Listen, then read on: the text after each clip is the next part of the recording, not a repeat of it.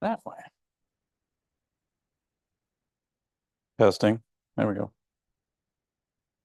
Okay.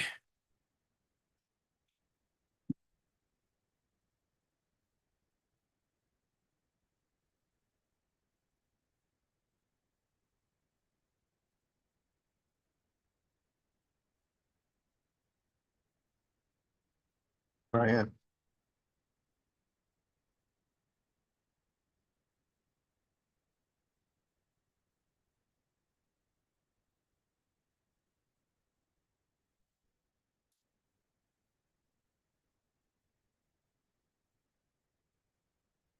I don't know nothing's happening there. You gotta do video. Oh, Click over here. I'd like to call the work session of the Isabella County Board of Commissioners to order. okay, thanks. Pledge allegiance To the flag of the United States of America and to the republic for which it stands, one nation, under God, indivisible, with liberty and justice for all. And Madam Clerk, a roll call, please. Commissioner Hutchinson, Commissioner Embry, Here. Commissioner Jazinski, Here. Commissioner Marino, Here. Commissioner Swaney, Here. Commissioner Hope. Here. All present, Mr. Chairman, except for Commissioner Hutchinson and Commissioner Engler. Thank you, Madam Clerk. Up next will be approval of the agenda. We'll start the meeting with general public comments. And then we have a presentation from the Administrator Controller. We have no appointments to boards or commissions. Brings us to committee reports, Finance and Administration Committee. Finance Administration Committee is all set, Mr. Chairman. Criminal Justice and County Affairs Committee. Criminal Justice and County Affairs is all set, Mr. Chairman. Thank you. Human Resources and Public Works Committee. Human Resources and Public Works Committee is all set, Mr. Chairman. We don't have any intergovernmental affairs, no administrative controller issues, no unfinished business. Several items under new business. One would be the fiscal year 2025 budget resolution. The next one would be a resolution to comply with PA 152. And then Emergency Management Performance Grant Work Agreement. And then we have several 2% requests.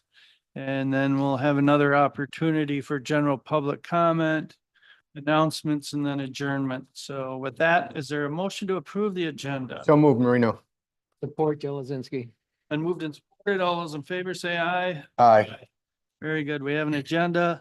Brings us to general public comment. Is there anyone for general public comment?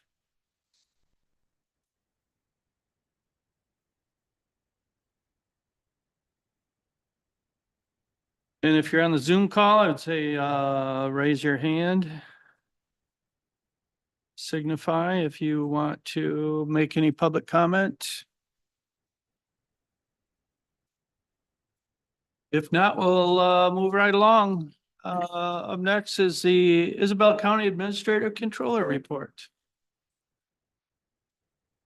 Thank you, Chairman. It would be most inappropriate, but I was gonna see if we could pipe in Bob Dylan with the times they are a-changing. Cause I think that's the bulk of my report is to talk about a lot of upcoming changes. You know, this is the last board meeting of the fiscal year. We can always have a special meeting if needed. But this is the last time we're likely to be together as a group before fiscal 25. With October 1 of 2024 and the beginning of our fiscal year 25 budget. Obviously, we're putting in place all of the changes that we work through in the zero-based budgeting process and in developing that fiscal 25 budget, right? Which we know culminated in the layoff of 31 full-time and 2 part-time positions in total, right? We did provide in the fiscal 25 budget gap funding for the prosecuting attorney's office for 1 attorney position and provided gap funding for all of the road deputy positions through the end of the calendar year. Okay. Some other changes, I guess I would say, I think the good news is, and Melissa, we haven't had a lot of time to talk about this, and I apologize for putting you on the spot, but I feel like all of those layoffs have really happened through attrition. We've been able to not fill those positions rather than terminating people to create the vacancy. Okay, thank you. Thank you. I wanted to check that again. I apologize for putting you on the spot. So that is a positive thing, but October 1 signifies some other changes that we talked about in the zero-based budget. And I just wanted to make sure those are known. Remember, we vetted a lot through, do we want an administrator controller? Do we want to go back to just administrator? What does that look like? And really through those conversations and what's built into the fiscal 25 budget, and we talked about this at budget time, is a change from a deputy administrator structure to a finance director, right? And since Ms. Frankquist has been serving in the interim deputy capacity, the focus has been on finance, and that's worked really well. So I do want to note, effective October 1st, 2024, Melissa Frankquist will be she'll be promoted to the position of finance director. Okay, and that's consistent with our conversation, consistent what's built into the budget, and certainly consistent with the strengths that she has and what this whole process has brought forward. So I think it's a great move forward for the county, and I don't believe any external candidate could rise to what she has to offer us. So I wanted to make sure that change was known. Another change, as you know, longtime employee Mark Griffiths has tendered his resignation effective October 2nd. Certainly another department where we don't have to look outside for tremendous experience. I don't think any external candidate could bring to the table what we have existing in the current 911 central dispatch operations. Director Griffiths set us up for success. He had a great 22-year career, 11 of those years in the dual role of 911 and emergency management director. And in the last couple of years, he set up the 911 central dispatch operations to not have a deputy director, but to have 2 operations managers. And that has worked incredibly well, to the point of we have two great employees that I think could be promoted to 911/emergency management director.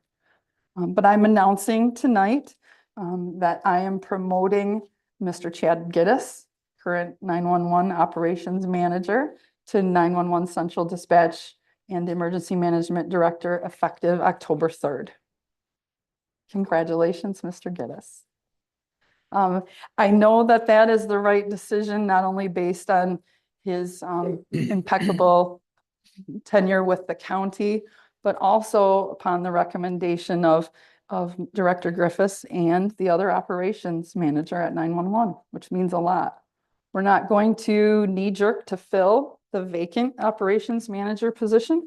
We'll wait a little bit with the new leadership to see where that falls and what is likely needed. Further changes. We don't anybody add up all the experience that's leaving, but we know that Michelle Ray is retiring end of November after serving 35 years in our IT department. And Mr. Chris Vasquez will be stepping into the IT director position, as we have been planning for quite a while now, and especially after the unsettling move from the county building and what Mr. Vasquez has helped put in place there in the learning and transfer of knowledge that's taken place during that transition. Gonna be met.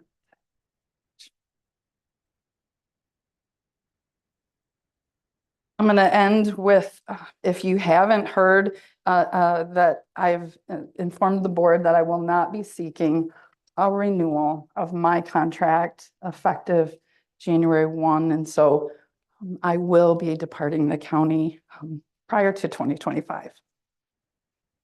Lots of change. I should have thought of something much more positive to end on. You're all invited to the, we have a ribbon cutting for the solar, the DTE solar project on September 25th at 11 o'clock. About that. We'll end on a happy note there. Yeah. There you go. Well, you'll be missed. It's been a pleasure to work with you. I have more to say. Yeah. I'll leave you tomorrow. Right. But I just want to say Ms. Frost has really steered us towards using those 5-year forecasts and looking down the road. I really appreciate that. Been very amenable to anything the board. Appreciate that as well. And it has been a pleasure to work with you. It has been a pleasure to work with each and every one of you. I have set up a hiring committee. Commissioner Swaney and Vice Chairman Jelazinski will sit on that, along with probably our HR and Benefits Director. The job has been posted, and I think applications are due by October 2nd. 4th, I believe. Applications are due by October 4th, so we'll see what happens. We'll see who throws their hat in the ring, and we'll, I know that these two gentlemen have already started looking at interview questions, so already in preparation. Hire someone and make that a smooth transition. So. Any other comments on that? If not, thank you. We'll keep moving along. Appointments to boards and commissions, we have none. Committee reports, Finance and Administration Committee. Chairman.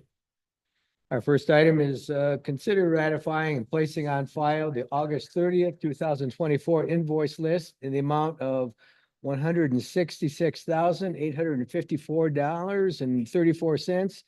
The September 6th, 2024 invoice list in the amount of $1,410,368.31. And the adjustment list dated September 12th, 2024. When I go through those invoices of the adjustment list, I didn't find one. Oh. I did look at it online, but. So on the August 30th, these are bills that get brought forward to be paid. There's a number of reviews that go into each of the invoice lists. They go from department head to administration to committee to the work session, and then obviously it gets considered for approval and payment at the regular meeting tonight.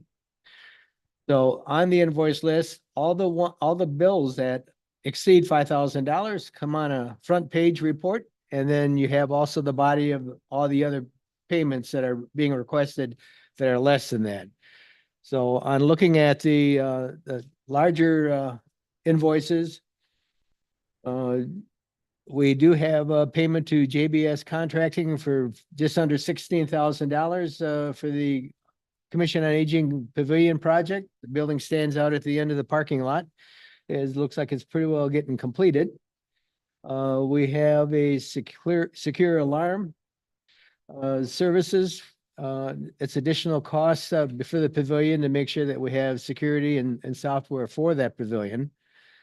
And then we have Spicer Group, and I'm not going to go through all of these. A lot of these are just very routine, but we do have Spicer Group for 18,136, and that's engineering services on multiple drains, and that's comes out of funds that the Drain Commissioner has available. And then we have a number of public defender appointment, so we need to pay those private attorneys for the public defender work that they've done. Are there any questions on either those major payments or any of the bills in the body of the document? Moving on then to the September 6th list.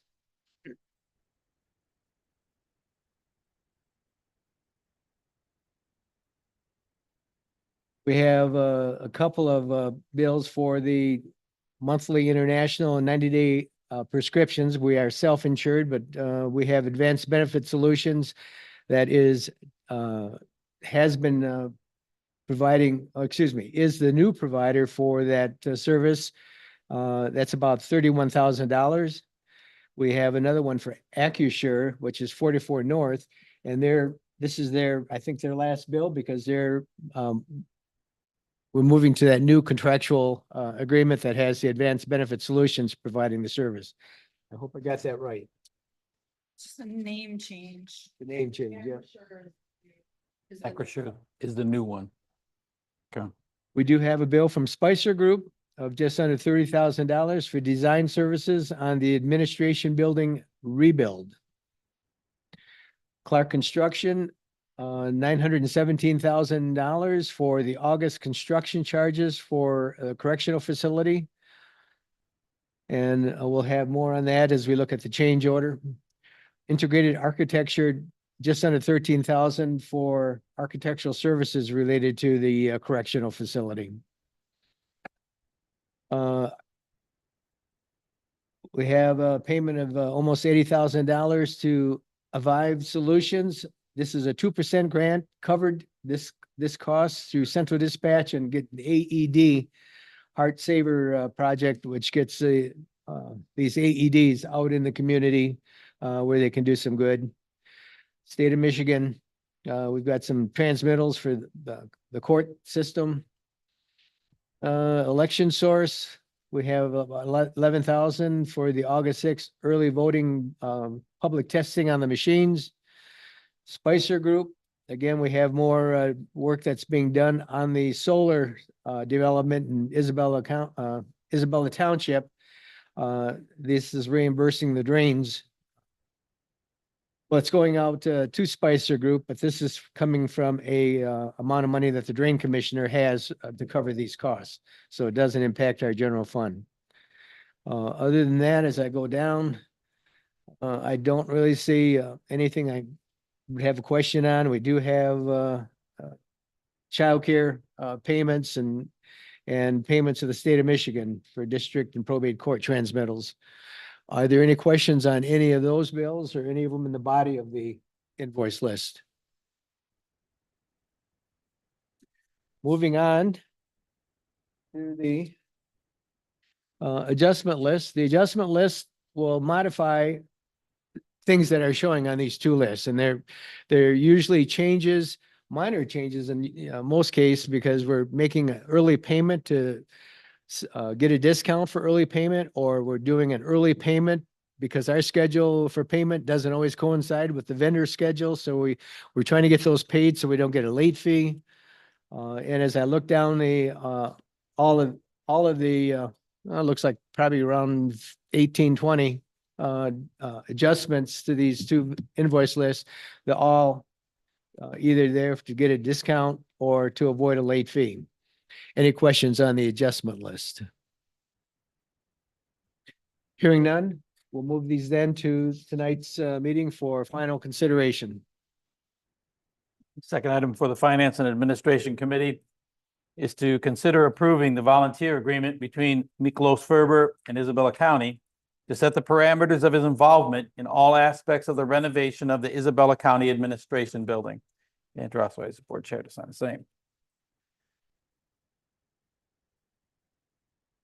Nicholas Ferber, he has been instrumental out at our correctional facility, providing very in-depth knowledge that very few people possess. And he has been most helpful in keeping us abreast of what is going on out there and the financial impact of decisions that were made or going to be made. I can't tell you enough. I've been out there quite a lot, and his input has meant a lot to me. And I know that we have Heidi Heights in the lot. She'll speak to that. I'm sure that he has been very good to have him on our side, if you will, when it comes to this correctional facility. And I'm sure he will do a terrific job for us at the county administration building as well. Oh, and one last thing, it is no financial impact. He is doing this pro bono because he is a longtime resident. He helped, I believe, we have this facility here. He helped, Yes. yeah. Mhm. So a good person to have again on our side. I'll just add that Mr. Ferber has been great. And as Commissioner Embry said, he's doing this on his own, I guess because he likes to, I don't know. But he also is very active with the food pantry in town. He's just a public servant. Great guy. Adam? I would just clarify that the services he's providing are professional construction service, engineering services. We just don't we don't maintain that type of expertise on our staff. And so that's why we need his help. Other comments or questions? All right, hearing none, we'll move that item to our regular session here in a little bit. Item number 4, consider approving prime contract change order number 26. Oh, we skipped one. Nope, skipped one. I'll go back. Consider approving the work directive change orders number 1 and 2 with Spicer Group in the net additional amount of $73,500 and authorize the board chairperson to sign the same. So when we went out looking for professional services to try to determine what to do with our administration building, we erred in the number of square feet. And these are usually bid on square foot costs. And so we need to make that contract right.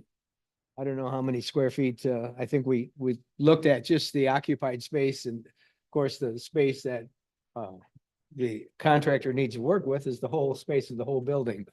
So this will make an adjustment in that payment for the contract.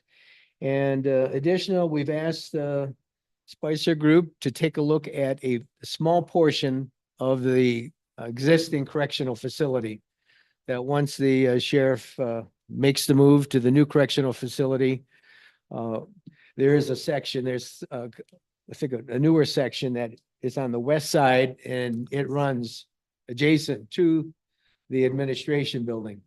We've heard for a number of years that we don't have good storage. We don't have storage that can be protect documents from fires and the like. Well, those are basically dormitory cells, and they can be easily remodeled, and we can provide adequate storage for the clerks, for the register of deeds, and anybody else that needs that document storage.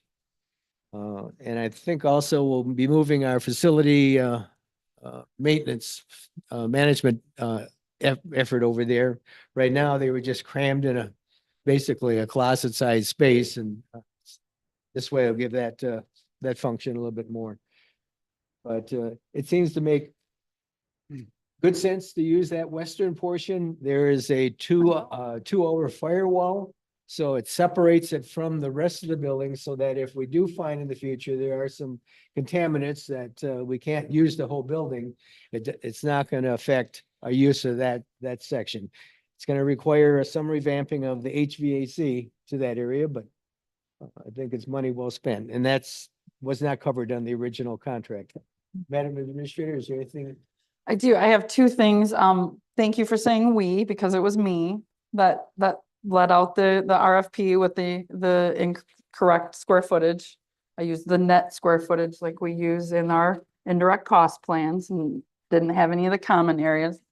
So thank you for saying we, but that was me. And second, I should stop maybe writing staff reports because you did a great job of that. Thank you. Covered it. Hearing no, is there any further questions or comments? Hearing none, we'll move this for consideration to tonight's meeting. Number 4 for the Finance and Administration Committee. Consider approving contract change order number 26 with Clark Construction, a net additional amount of $35,011.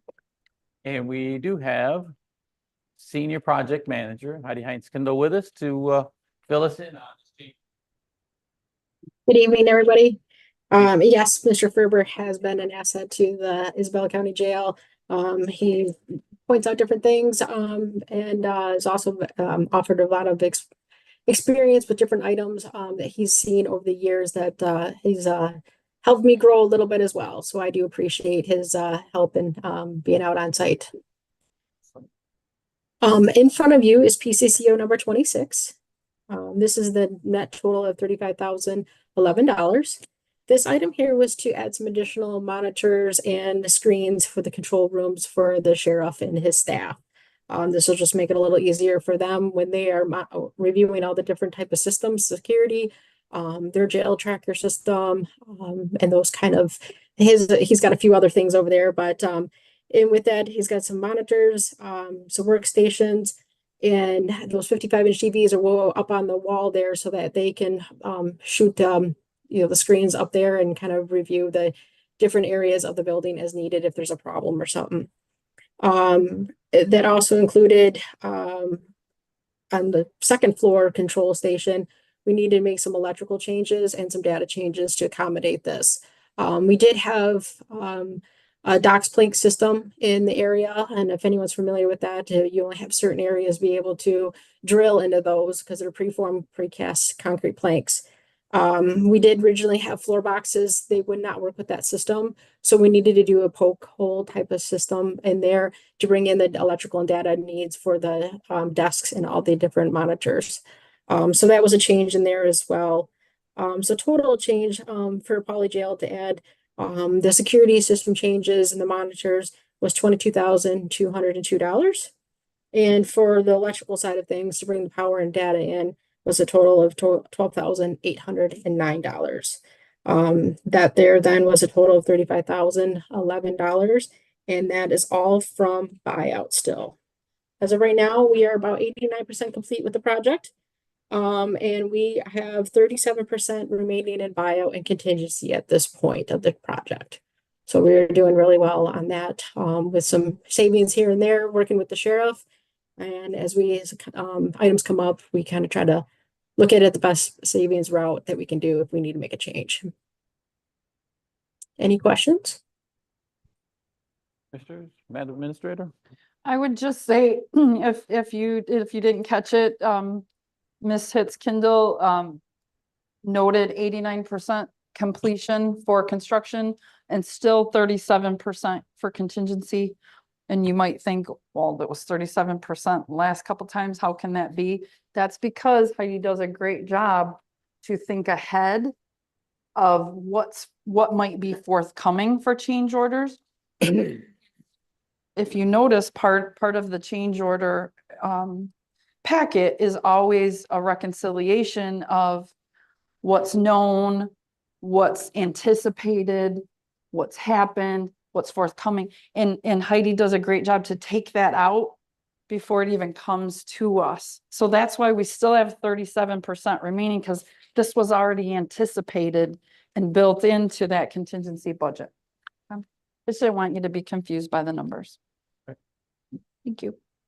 One last thing, again, this is being deducted from buyout. Still not touched contingency, and we are nearly 90% complete. So again, thank you, Heidi, very much for all your efforts. You're welcome. Just a quick little update on the site. If anyone's drove by recently, we have started site work now. Trees are being planted.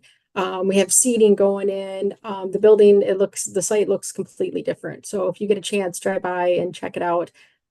Several trees are going in now and it makes a big difference. So it's starting to feel like the job's starting to be completed. So it's taken good shape. Commissioners, comments, questions for Heidi?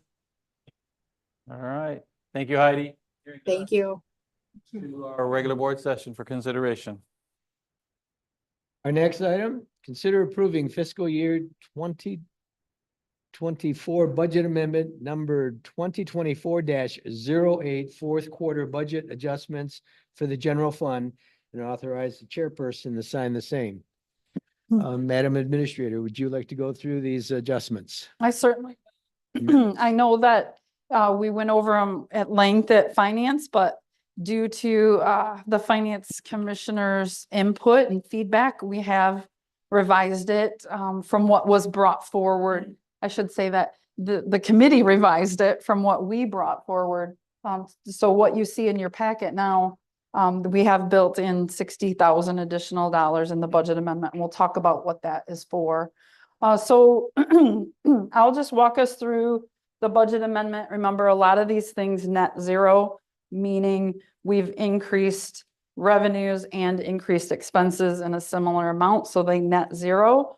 But when we do that, we always have to bring it to the board for approval, right? Because it's increasing the overall amount of the budget.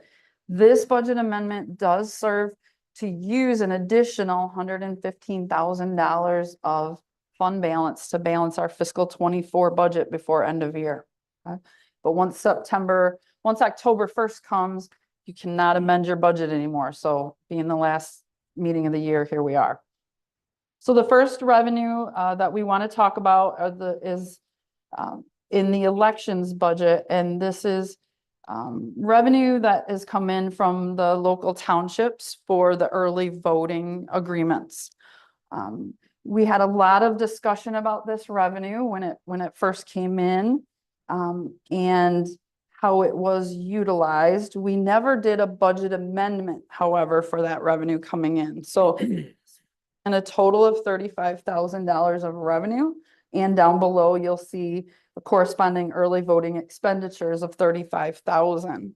I'm happy to report, and I'll say it at a public meeting. I think it's important to note that Clerk Lux has paid back the portion of those revenues that were paid out to her incorrectly by the county earlier this year. So that is paid back to the county, and those will be maintained by the county to use for appropriate early voting election expenses. They don't go back to the township, came back to the county because the county is on the hook for those expenses. This budget amendment builds those into our budget. The next revenue is state revenue for continuing education. This is for police training fund. It is in the amount of $11,000, and down below you'll see two corresponding expenditures for police training totaling $11,000. It's kind of a net zero. The next one's state revenue for Marine Patrol in the amount of $2,700. You'll see a corresponding offsetting expenditure down below for marine safety of $2,700. The next is revenue for the DTE solar. That's the escrow for the solar park. And that is in the amount of $29,600. And you will see a corresponding increase of the expenditure down below the same amount. Then for revenues, the only other revenue we're bringing in is that $115,000 of fund balance to balance all this out. Okay. So if we look below to where that extra 115 is coming from. The first thing is dues and subscriptions for Board of Commissioners. Rest assured, we do have this built into fiscal 25. However, we just missed it in 24 in the current year. So this is Board of Commissioners dues and subscriptions. This might be to MAC or to Michigan Townships Association, that type of thing. But we were just shy in the budget, so we're increasing that $7,000. In administration, we're doing a net Zero, we're decreasing salaries and wages by 20,000. We've had some vacancies, some lapsed wages where we have that available, and we're moving that to legal expenses, attorney fees. Unfortunately, we've had a few instances of late that require us to reach out to legal. There you see the early voting expenditures of 35,000. You see a decrease in capital outlay for facilities, some projects not being done this year. And that $55,500 is being moved over to cover expenses for ground maintenance and snow removal. And also capital outlay at the court building. You see that nice new resurfaced parking lot, which will help us not have to repair it for a few years, which is exciting. One of the expenses that is not offset is the $25,000 increase to the appellate defender managed assigned counsel. This is not the managed assigned counsel that handles a portion of the public defender's cases. These are attorneys who handle the cases that public defender cannot handle. Juvenile cases and/or abuse and neglect cases. We are on the hook for whatever that increase is. And I believe we did build that increase in the fiscal 25 budget as well. You see the police training fund and marine safety expenses as we talked about, and also the community development expenses for the DTE solar. So these last two expenses are also not covered. I'm sorry, I skipped over the important $60,000 increase. That was for the closure of the admin building. We have been throughout the year been building a budget for closure expenses for the asbestos removal and for payment of rent. But with the additional asbestos that had removal, the additional asbestos testing that had to take place, and anticipated expenses through the end of the year, the increase hopefully that you'll approve with Spicer on preliminary design. It was talked about last Tuesday that through the end of this month, we might expend more dollars and need to budget for that. So we have looked at the final billings from Quality and Northern in association with the asbestos, but we do believe Spicer Engineering will have additional billings. So we have built that up $60,000. Thank you very much for that. So the last two that are not netted out by some revenue are $10,000 for the remonumentation expenses at your Register of Deeds office. These are just sort of unknown, and I know they've had a new contractor working on that program, so that could lead to some extra work being done potentially there. We will see a reimbursement of that, but the way the reimbursement formula works, it'll be a couple of years before we see that. The last expense is a transfer out. This is an additional $3,000 that general fund is transferring out to the law library fund. And this is just to cover the expenditures for the law books that are required to be maintained. It's actually, I think, an online thing. I don't think they're physically books anymore. Anybody have any questions about what makes up this budget amendment for general fund for fourth quarter? Hearing none, we'll move this then to tonight's meeting for approval consideration. Thank you, Madam Administrator. Thank you. And for Finance and Administration is to consider approving the fiscal year 2024 budget amendment number 2024 that fourth quarter budget adjustment for other funds, and authorize the board chair to sign the same. So this budget amendment for other funds other than general fund, a little more straightforward, really involves three things. One we just talked about. This is that's the law library increase of expenses for $3,000. So this is other funds. So now this is showing that transfer in from general fund into the law library, increasing by $3,000, and then the expenditures also increasing by $3,000.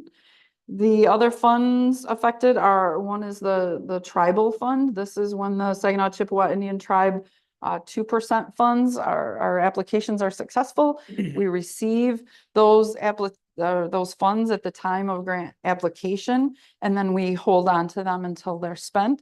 We don't always know at budget time how much of the tribal funds are going to be expended by departments.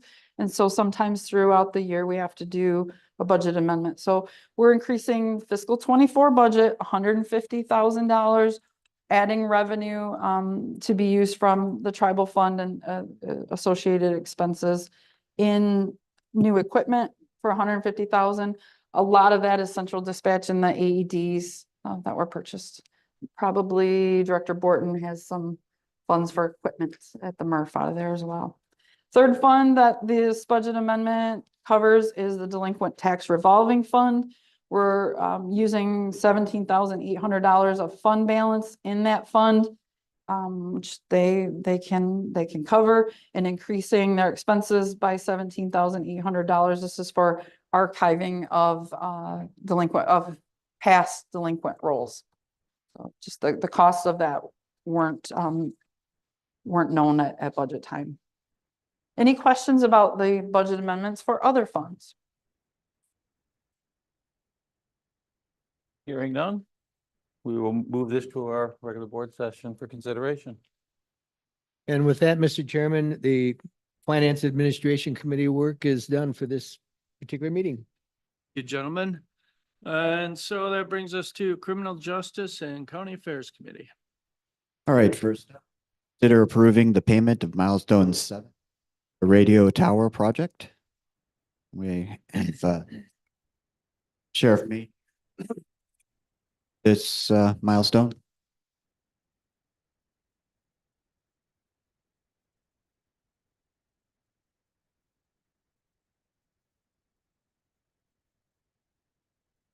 Good afternoon.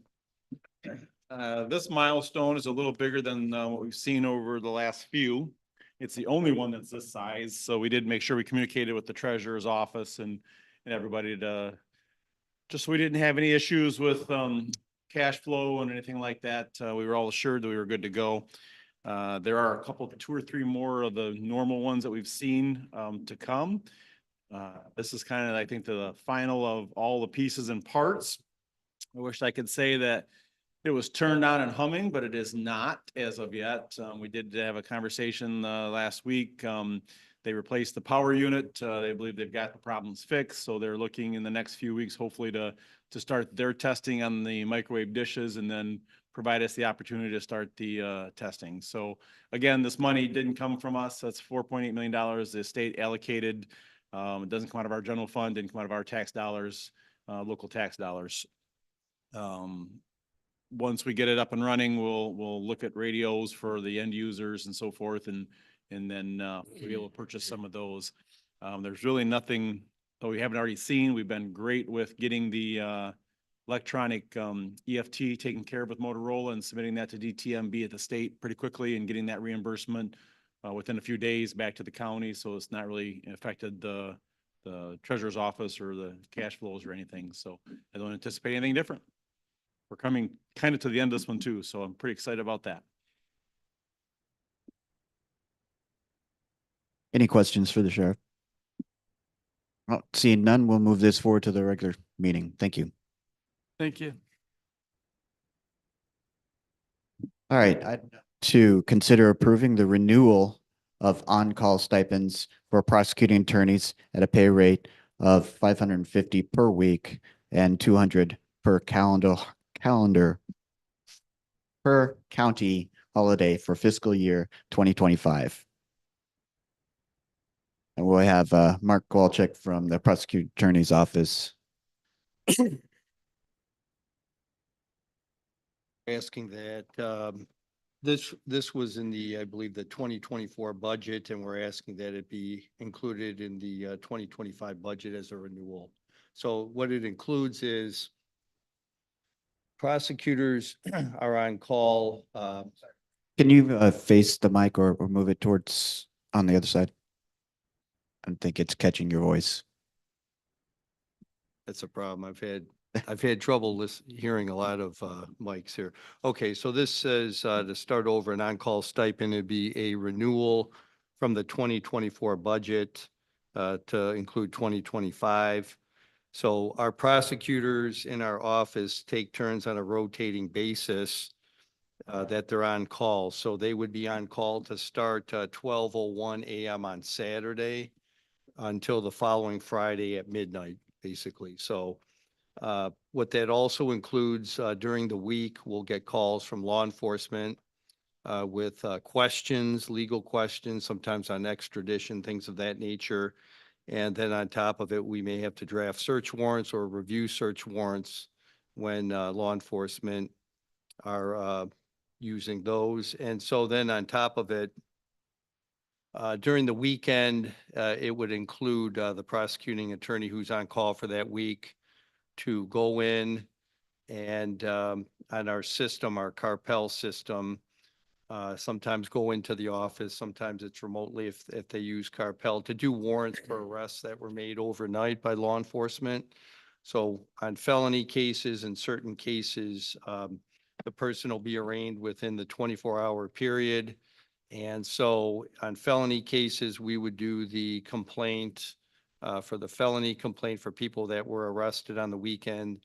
Say if they're arrested on Friday evening, Saturday morning, we would expect that on the arraignment list, we'll look at that and then we'll have to get the information on the defendant, charge the defendant, and then he'll be processed through being arraigned by the magistrate. So that occurs on the weekend. That'll be Saturday morning, Sunday morning. In addition to on call during the week with calls we may receive at all hours of the night. It's not uncommon. We'll receive a call at 3 a.m. on some extradition call. And so we'll deal with that also, or a search warrant call during the week.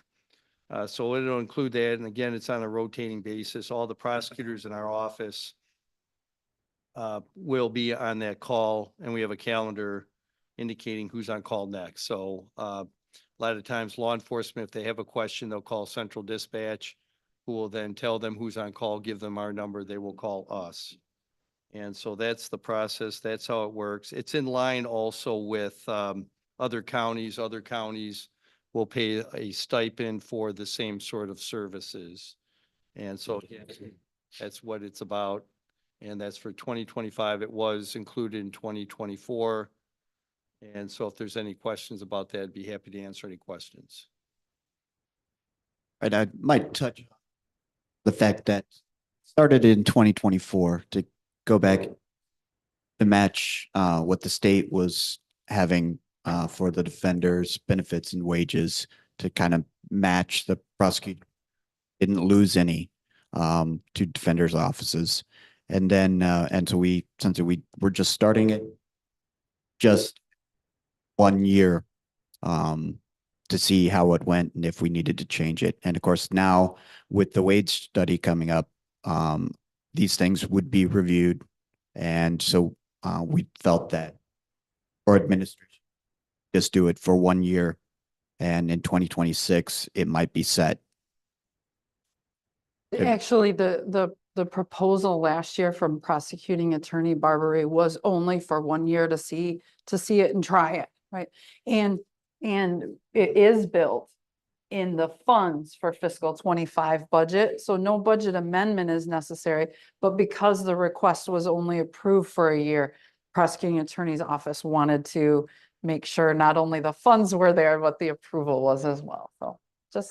That was gonna be my question, is the funds included in our? Yes, sir. 125. This was anticipated in the funding for fiscal 25 budget. They're just seeking the approval for it. And the other aspect I didn't mention that has occurred in the past, that if a prosecutor's on call on the weekend and DHS has a petition to remove a child for child abuse and neglect, sometimes there is a hearing that would be set if they do a removal on a Saturday morning. So we would have to go in front of a judge or a referee to have that hearing. So in the past, we have had to appear at those hearings for removal and have a hearing to start for that removal process. So that has occurred also. That's in addition to the normal warrants that we would do. So typically, if there's a domestic violence misdemeanor, or any misdemeanor that an automatic bond is not set at the jail, we would have to do the warrant for them. Okay, if there was an automatic bond for, let's say, somebody's driving and arrested on driving on a suspended license, the jail would have an automatic bond set for them that they could post. So the prosecutor's office would not have to do that sort of complaint on the weekend. But for all other offenses, so is, and for misdemeanor domestic violence, we would have to do the warrant and the complaint on the weekend. So it would not, an automatic bond would not be set for those types of offenses. So again, all felonies and domestic violence misdemeanors also. All right, any further questions from commissioners? All right, thank you. I think we covered it very well. Thank you, Mark Waltz. We'll move that on to tonight's regular session. Finally, we have a discussion regarding HAT's proposal for animal shelter services funding for fiscal year 25. I think everybody got some handouts from HAT's. At this time, if the chair is up, approve it, we'll ask the HAT's group to come sit. Absolutely. Been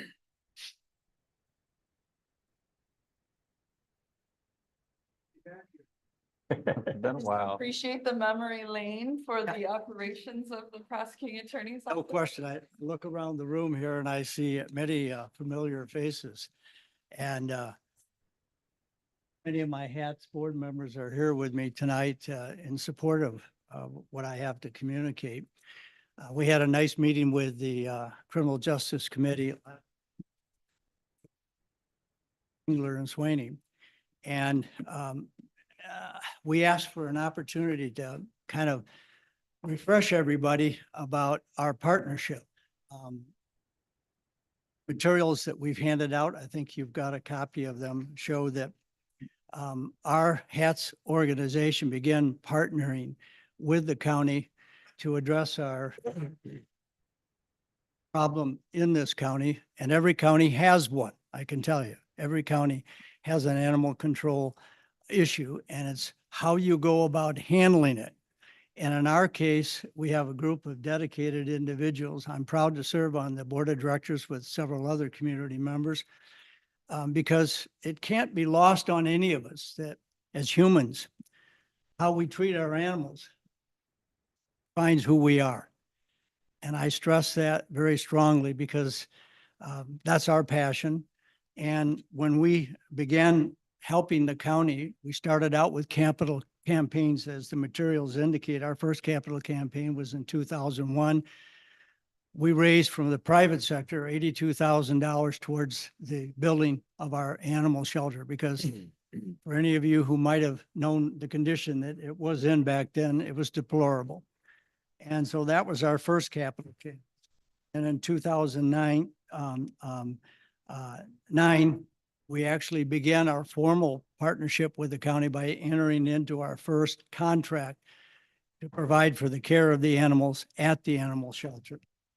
Then in 2012, we began our second capital campaign, which resulted in us constructing and building a veterinary clinic. Now that veterinary clinic went into operation in 2013.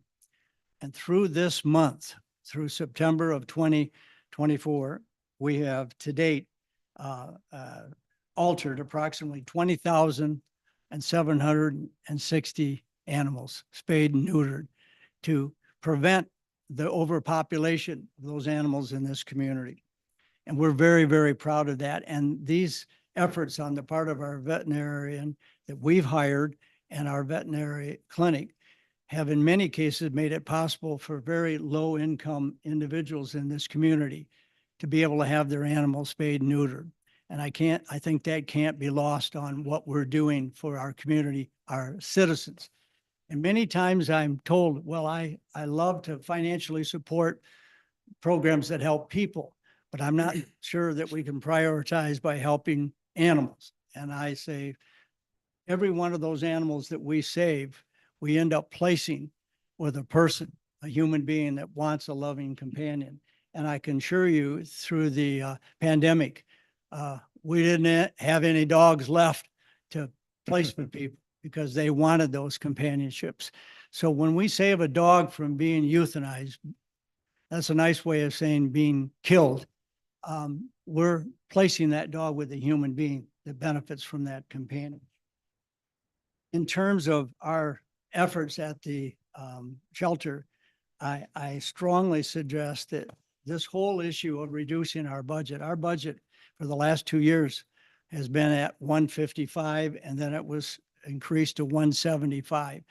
And when you look at the numbers, our area counties, Montcalm, Gratiot, and Clare, our statistics are quite startling. In 2022, 2023, we intake wise, we procured 505 dogs, 431 cats brought into our facility. Out of those, 283 were placed with people. 281 dogs were placed with individuals. 340 cats were placed with individuals. We returned 163 of those animals to the owners that somehow they got lost and people turned them in to us. Historically, if an animal was kept, a dog, more than 10 days and no owner appeared, they were euthanized. They were killed. That's what moved us as an organization to say, this is wrong. This should not be happening. And out of those 505 dogs that were brought into the shelter last year, the amount of dogs that ended up having to be euthanized because their injuries were just too terrible. We couldn't save them. Three out of 505. Clare County, 154 dogs. Montcalm, 57. Gratiot County, 123. Our HATS partnership with this county is doing a wonderful job. There are a lot of your citizens that have elected you that care very much about how we care for animals. I say to you, it's foolish to be penny wise and pound foolish. You look at the statistics that are in the materials that you have, counties that are handling this without the private sector helping, and that's what we're doing. Their average spending from the county level is $344,000 a year. You're giving HATS $175,000. That's all. That was what our contract was. That's the option A that we've proposed to go with again this year. And if you add that with the sheriff's budget for the animal control officer, the extra money for healthcare expenses and FIC costs, that's another $62,000. And if you look at the operation of the building, about another $50,000, you're still ending up at somewhere between $230,000 and $250,000 that the county's actually out by having HATS provide this program. Our budget annually is $521,000 this year. $521,000 to run that operation. And we're only asking the county for $175,000. Now, I know a recommendation came out. I know you're in a budget crunch and you're trying to reduce things as much as you can. And somehow a number came out, and we're appreciative of the fact that it's some number, but it's 100,000, which is like a 43% cut in our operation. And with that cut, I don't need to remind everybody, pet supplies, food is astronomically increased, and our own staffing costs have increased. You know what that's like. So taking a cut of 75,000 is really like a knife wound to us. We proposed to the Criminal Justice Committee last Tuesday. We know you're in a budget crunch. We've looked at our numbers.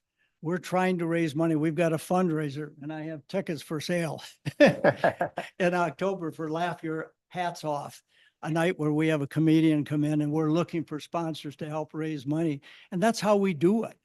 But we've proposed an option C, that you reduce our budget, but not from 175 to 100, but reduce it to 155. We can live with that for a year while you reevaluate everything else. we think we can try to raise money from other sources by really knocking on doors to get through this year. But $100,000 from 175 is such a heavy loss to us. We're asking you, imploring you to look at the big picture. That sometimes it's better off spending the 175 that you were spending because we are really saving the county and we're doing a county statutory responsibility. The county can't give money away to other 501c groups, but statutorily, the county is empowered to fund monies to deal with the animal control problem. And that's the legal basis that you have to support HATS. And the city doesn't have it in their operational budget. The townships don't. It's a county budget figure and a county statutory responsibility that we're partnering with you to help not only deal with the animal control problem, but deal with it in such a humane way. So I'm here to answer any questions you have, but when you make your final decision tonight on the budget, there's three options, A, B, and C. Option B, which is the 100,000, is really something we're strongly asking you not to do, but either fully fund it at 175. It's still a very good deal. It doesn't wound us. We can live with 155. So I'm trying to be sensitive to your issue of budget restraints. So I would ask you to consider that at your actual meeting tonight when you decide what to do with this issue. And I'm open for any questions. Lee's here, Deb's here. Any questions that you might have about our operation? Not a question, but more of a comment, sir, and I appreciate you coming. But I will be in support of that option C, that 155. Well, That's we- B, just Oh, in our sorry. paperwork. Yeah. Okay, thanks. C is 100,000, I think. No, I Okay. think C was the 155. It's the other way around. Oh, sorry. Thank you, Mr. I think it Swain. got flipped from our subcommittee meeting. Okay. Could be. We've struggled with this all the way through this budget process, and these two gentlemen to my left have been very involved in that process all the way through, and we had to make cuts, but we always knew that there's no way that the county can do what HATS does. Without your organization, we just couldn't.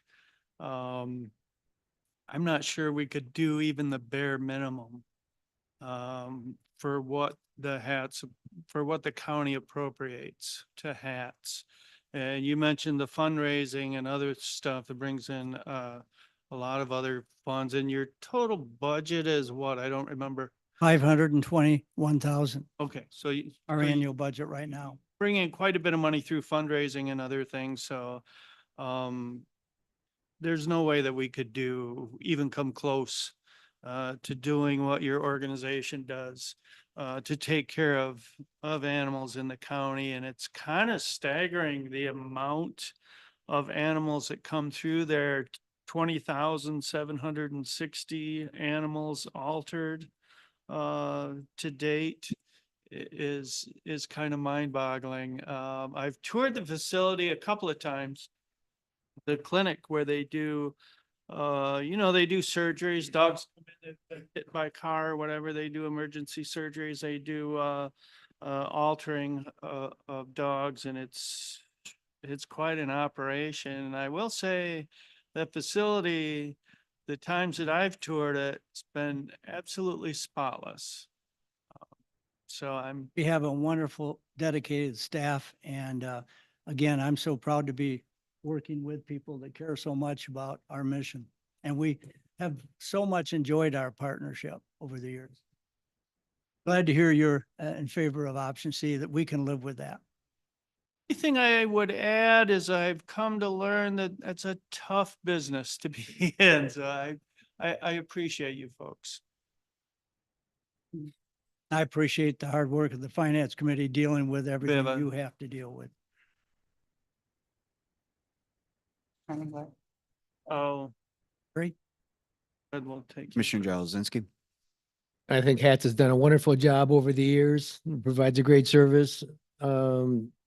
I do have, I'm gonna say one problem I think I have with hats before I talk about my budget concerns is that it's a no-kill facility, and I know I've captured feral cats. Put the traps out under my bird feeder. I'm sure I'm losing birds. I'm sure there's game birds being lost, and they would not accept either one. And I know there's a gentleman sitting in the back had that same experience, and I think that that is a disappointment to some of the residents of this county. But what do you do with the feral cat?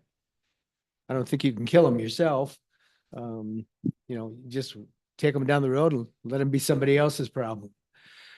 That is a problem.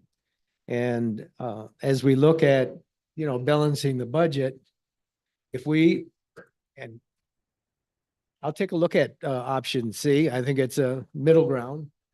But if we're going to give another 55,000, we're going to have to take it from someplace else. And right now, we're not budgeting anything for COLA, not budgeting anything from implementation for the wage study, which we know we're losing people because of the wages.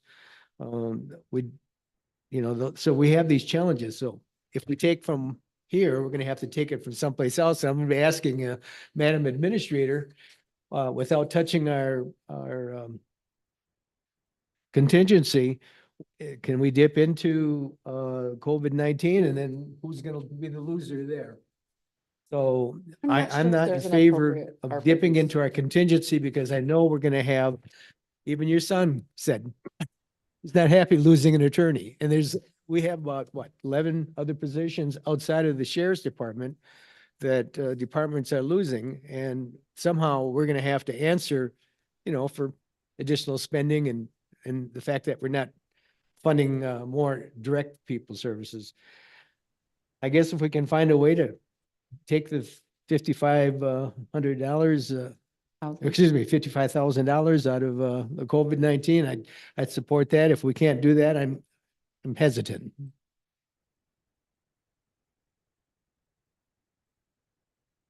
Commissioner Emery. Follow along with the vice chair and the chair of the finance committee. We struggle with this. We continue to struggle with this because we're here at the last minute, last hour, discussing hats. Very compassionate. And it's been a challenge to even come up with 100,000. Now, to go beyond that, again, we're going to be saying that we're going to prioritize animal care and control for maintaining or keeping an employee. That's what that's the question I have to answer. And that's the challenge I have before me, is how do I justify letting people go in order to be able to fund animal care control? And that's a challenge. And I respect that. And I say we have that same challenge about what we have to do. Are we going to have to let people go? Are we going to have to, where are we going to find the funds to pay for the pet food that we don't have the funds to pay for? And I go back in circles to say penny wise and pound foolish. We're saving the county money. We're saving the county tax dollars, a lot of money, by putting it on the shoulders of our private donors and the people that volunteer out there and work for nothing. And we're only asking you not to wound us. I mean, we're trying to participate in this redaction because we were looking for an increase like everybody else to deal with the costs that we're dealing with. And we talked about it. It was a hard decision at our board meeting to say option C, we'll take less. And ultimately, we're going to defer. You know how much we're trying to work hard to partner with you. Work with us as best you can, and we'll respect your decision. Thank you. Commissioner Engler is online with us and he has his hand up. Yeah, can you guys hear me all right? Hello? I can hear you. You can or cannot hear me? Yep. Maybe. Commissioner Engler, maybe try to turn your volume down just a little bit. Okay, we can do that. Is that any better? Hello? Hello? We can hear you, but you're kind of cutting in and out. I don't think it's all right. Well, my signal is not very very good. So I'll try to make it short. Yeah, our internet connection and signal is not very good where we're at. So just to say a little bit in support, because living out in the country, especially this year, we have an explosion of drop-off cats. So usually if the shelter doesn't take them, they will be dropped off out in the country. So are you guys still not hearing me? Okay. Oh, let's try to turn your video off, Commissioner, and maybe The you're off. stream. Okay. We can also have him call in. Is that any better? No. Okay, I'll just stop. I'm just gonna say that we need to fund hats, and I'll stop right there. But okay, If he would like to call in, we can give him the numbers. Yeah, Commissioner Engler, we're not able to hear you. It's just cutting in and out. Are you able to call in? That might work better.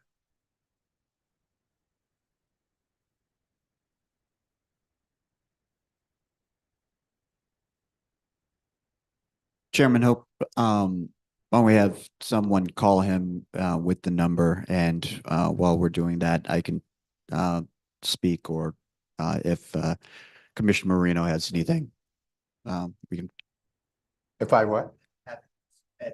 thing to say. Yeah, I worked out there at one time when I was working in a senior program, and you know, I've interacted with the facility a lot of times. We have pets. You have a good point about when you care about pets, that means a lot with your relationships with other people. I would like to do this 55,000 if there's any way we can.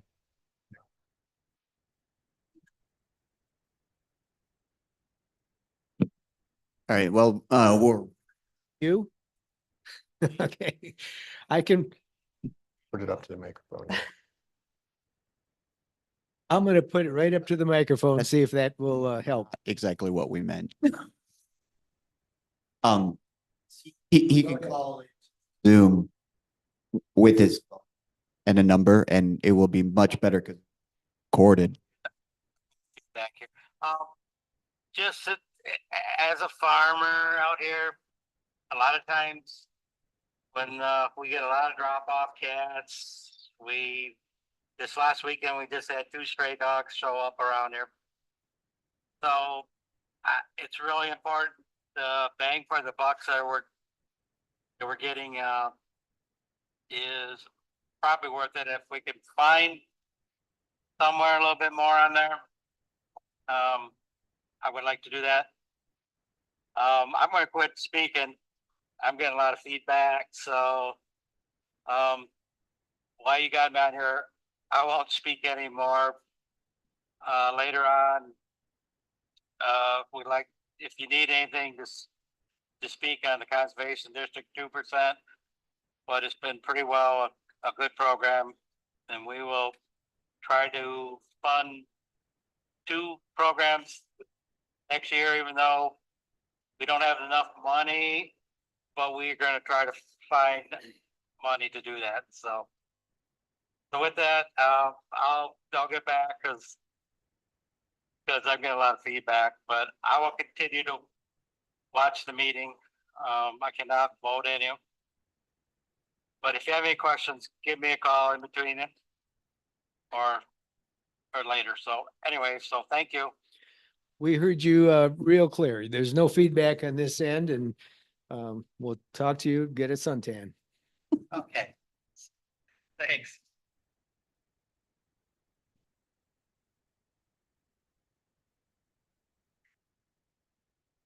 So I did want to mention, I was able to speak with Department of Agriculture because I wanted to find out if the county didn't have a contract with hats, what would we be what would we be responsible for, right? Because as you read in option B, if we continue the funding at 100,000 like it is, HATS writes that the reduced funding would not allow them to meet the operational needs of the shelter. And in that scenario, the county would need to assume full responsibility for shelter operations. And then indeed we would, right? And indeed, that's what I found out from Department of Agriculture. I feel we would probably spend as much because we know we can't do it for what they do it for, and we would get less service for spending the same, clearly, as we've learned tonight. And this, I understood your budget from Tuesday, but the gravity of you spending more than twice what the county does for shelter services really, really rings, really resonates with me. I don't know that there's an ARPA category to use COVID dollars for. I think the contingency is, tighter than you've wanted it at this point for fiscal 25. But operationally, this issue is going to come up quickly for both of us because it's a bi-weekly invoice from HATS. I think they've already invoiced through end of September. Their next invoice, this is operationally going to become an issue of what do we pay and what do they get, right? I do feel there could be I don't know that you can direct us to change the fiscal 25 budget tonight if you want, and then the adopted will just be different.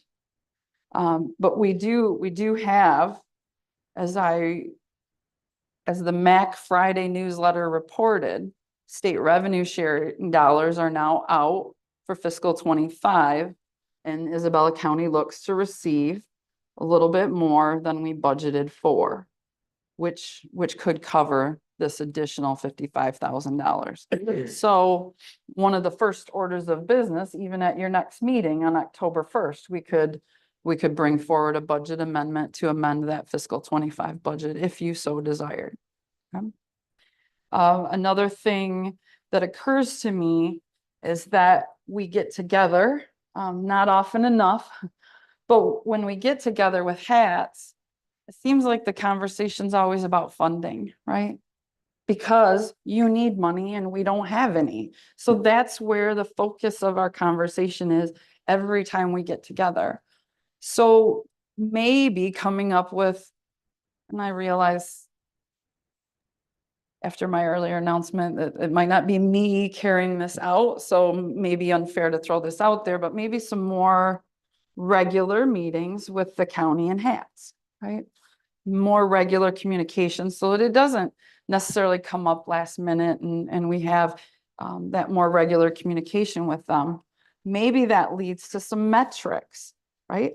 That we say, yes, we know how many dogs, we know how many cats. What's the length of stay over time? I'm sure your records, you can come up with that, but that's not necessarily a conversation we have. But one thing I learned from Department of Ag is as that length of stay is longer, right? It costs more. That can become a talking point rather than just about money. Another thing Department of Ag reminded me of, and I know this will sound familiar to HATS because you've been successful in writing animal welfare grants with the Michigan Department of Agriculture. Those are available to us every year. So we should be working together to apply for those funds too. Maybe an application of that regard could serve to lessen the appropriation from the county in the future. Just some observations about when we get together and what the focus of the conversation is, and maybe some way we can improve on that.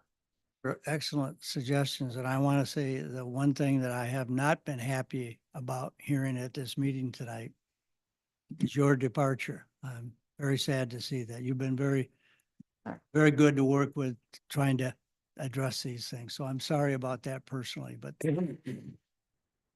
Thank you. I have something to say. I've recently learned that there's another source of funding to communities, which is kind of unexpected, but it's from the cannabis shops. In Chesaning, they did provide $30,000 to Chesaning for some project that they were doing, and I do know they want to have good PR, all that stuff. That's just something to take into consideration. Plus, they have plenty of money, right? It's something to think about. Thank you. Thank you again for that suggestion. Commissioner Ember? I do have a question for Madam, Go ahead.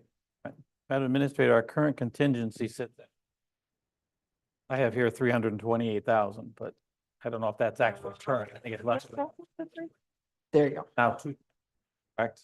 And the additional 200,000 gets us to 423. And now we're gonna spend 25% of that in an additional $50,000 to have. Just need to understand the math. Um, Really?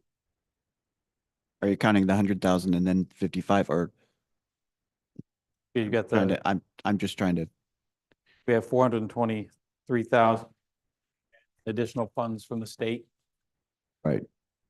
we're And gonna then we take- have already got, that is that with the 100,000 that's in the budget, Correct. correct? Okay, so And now we're up to 423,000, of which we're asking for another 55,000. Commissioner, And I think early on in the zero-based budget, we had over 500,000 at one time. So we spent it down, and I think there's going to be surprises. You indicated that there is not a category in the COVID-19. All of our lost wages already been accounted for, and there's no way to change there. Or I know we said if the project couldn't be signed, that we were going to redirect those to the building. Administration building rebuild. Is there funds there that we could change out? Maybe. What I said was, I don't think there's an ARPA category maybe necessarily for this.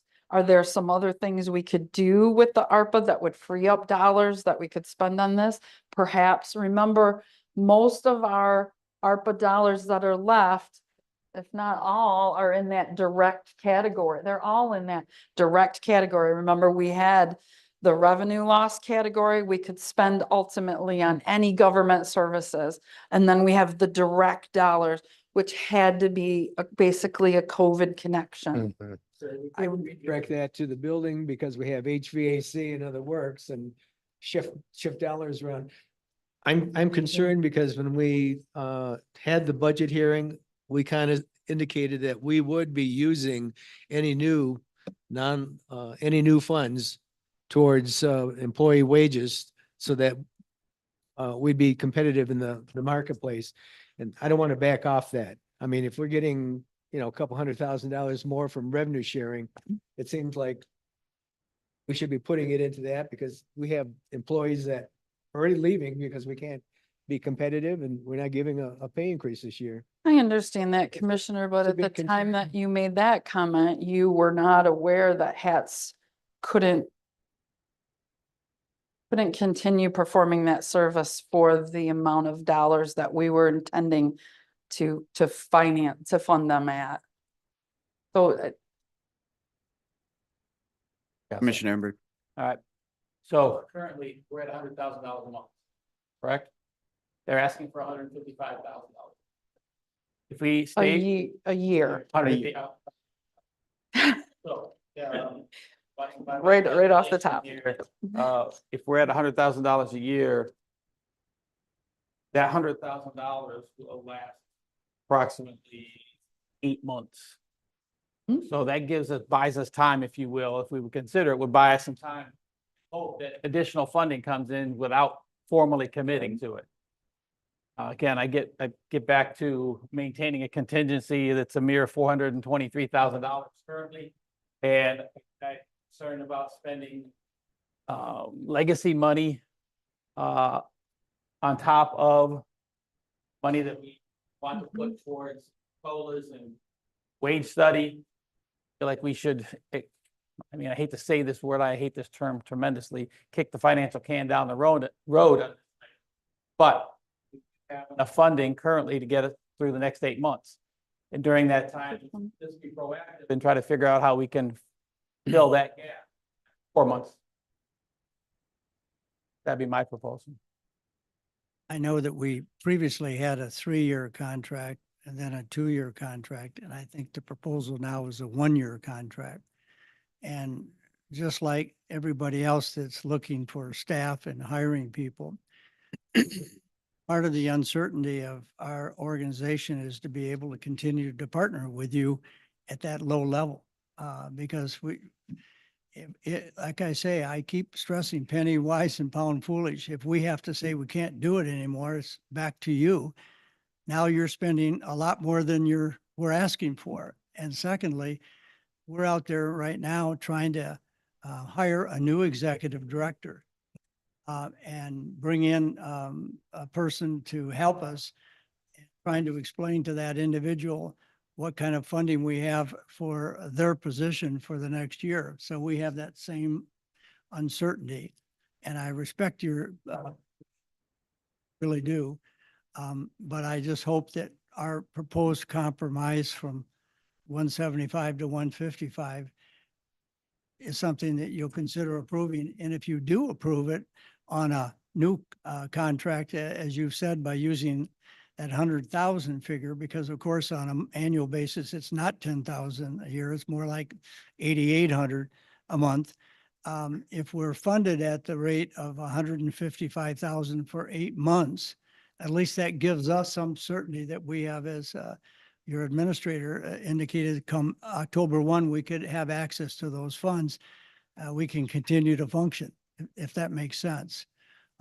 So again, your decision ones, they weren't easy for us to, in fact, I got some criticism from some of our members for proposing a proposal C at our board meeting because we really felt we needed the 175.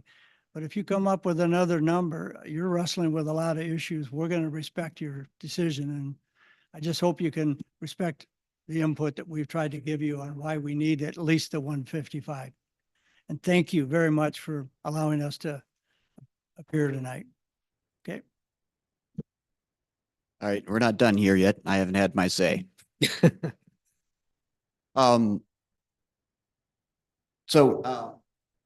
Beginning of this budget process, we had 0 for hats. We were thinking of it an extra. We then found that it's statutory that we've got to have some like this. Obviously, whether kill, no kill, or whatever, I know I'm pretty sure that the majority of my constituents wouldn't want us to fall back. The sheriff having to handle a facility at budget where we have to destroy, that won't fly with my constituents. Okay. And so that budget that we've got to do something, make sure that HATS survives. And we threw out the number 100,000 moving forward. It is late in the game for the budget, but we'll find out now that HATS does not survive on $100,000. Okay. And we're looking at an increase of 55,000 that they say they can do for 1 year and budget. This, a fire for us. You look at the budget for Claire, $515,000 them to run their animal control. We're paying $175,000 this year. If we don't have HATS running it because we don't fund them, we're looking not losing 55,000, but gaining that are probably going to be well and ahead of $200,000. I'm sure, because we're going to have to maintain a certain portion of it. Even you're looking at an animal shelter that is much smaller than us, handling many fewer dogs and cats. Mecosta County or Gratiot County is still $270,000. Okay. we do have a lot of things, that we want to spend this money on, and we, had happy email. We're gonna have $200,000 more from the state. It's unfortunate that, we can't spread that out across everyone. We've got to have some contingency, but when we're looking at the potential failure of our shelter and having to take it over and take on probably than what we're currently doing, I think that, we need to step back and understand that this is required by, and so therefore it's something that we shouldn't look at as, uh, optional. Thank you. We need to really look at this seriously, and, bite our tongues when, we come across our other employees where we're not giving a COLA and not doing all these other things. But we need to keep this shelter open and hats going. And so I guess that's my opinion. Anybody else? Response?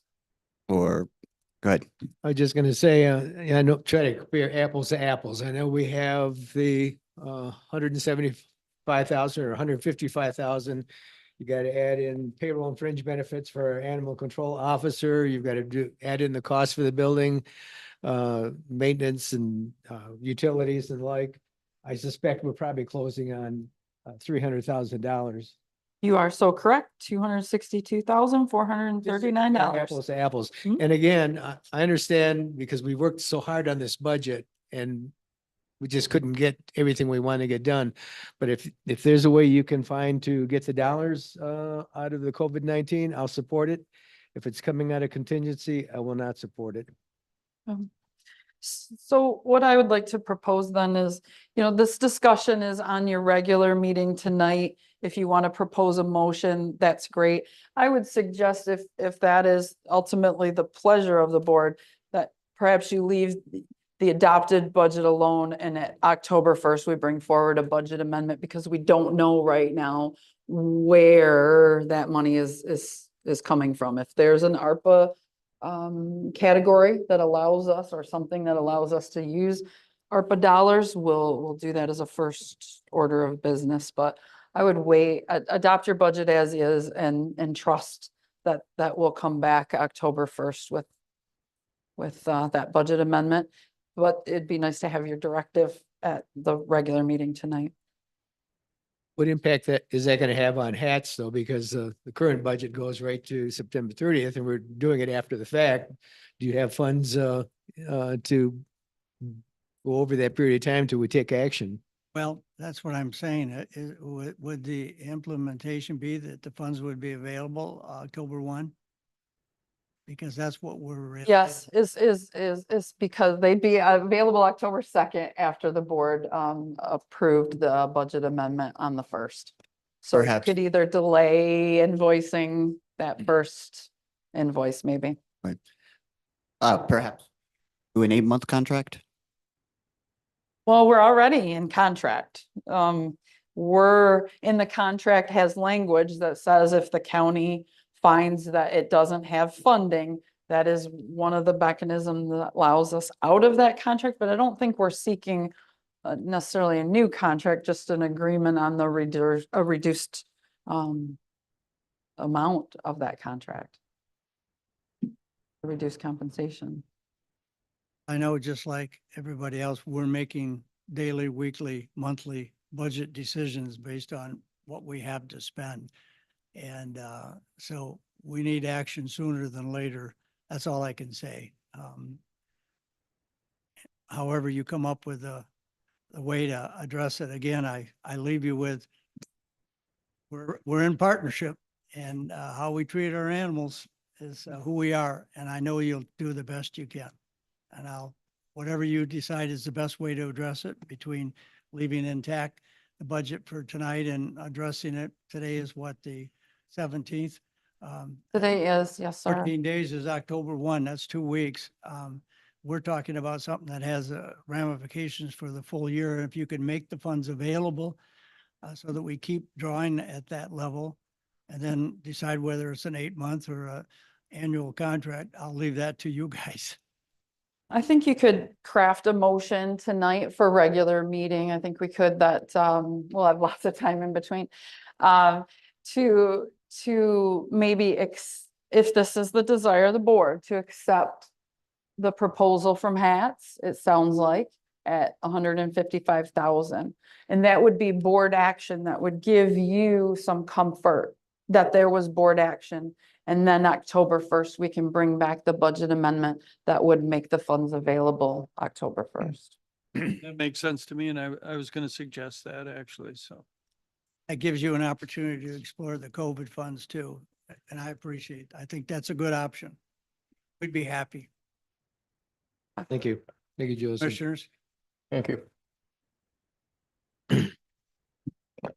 Hope that concludes the business of criminal justice and county affairs. Thank you, Commissioner Swaney. And up next is Human Resources and Public Works Committee. Okay, thank you, Mr. Chair. Our first and only item is consider approving Medicare Improvement for Patients and Provider Act, MIPA, Beneficiary Outreach and Assistance Program for Service Agreement between Michigan Medicare Medicaid Assistance Program and Isabella County Commission on Aging, effective September 1st, 2024 through August 31st, 2025, and authorize the board chair to sign the same. And we have Jennifer Crawford, Director of Commission on Aging, to give us the lowdown on this. Good hi.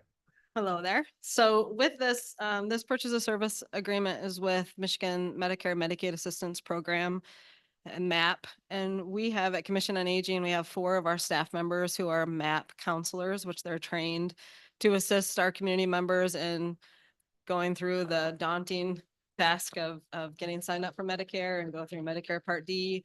And with this program, it's a great program. It's just a purchase of service program. So while funds are available, they provide funding to us to allow our MAP counselors to assist individuals who qualify to complete different income-based applications.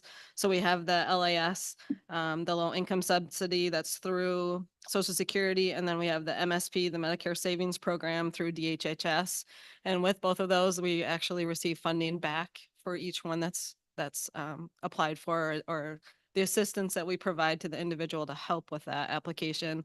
And then they also, in the last couple of years, added, they would provide $200 to our organization for every presentation that takes place on Medicare.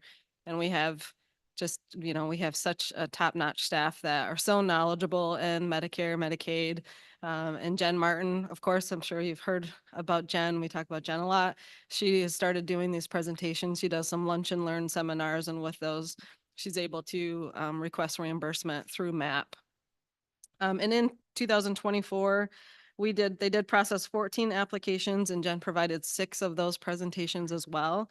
And so they were able to get a reimbursement of $3,650 through this purchase of service program. So this agreement would be for fiscal year 25, which for them starts September 1 through August 31st. So their year is just a little different than ours, but we just have to have a signed agreement before we're able to start requesting reimbursement. Any questions or comments? Just a comment, I'll just say this is a wonderful program. I hear nothing but good things from the folks that have taken part in this. I'll be there myself shortly, so. Thank you. No. Thank you. And Medicare Part D sign up is starting soon here too. So just a little plug for that. If you know individuals who could use some assistance with that, that is a huge program here. Our staff and volunteers typically serve close to 500 clients during that 6-week period. So it starts October 7th. And it is just a wonderful service to our community for individuals who are just confused or not sure on how to complete that paperwork or find out what's best for them. Encourage them to come here and call and make an appointment.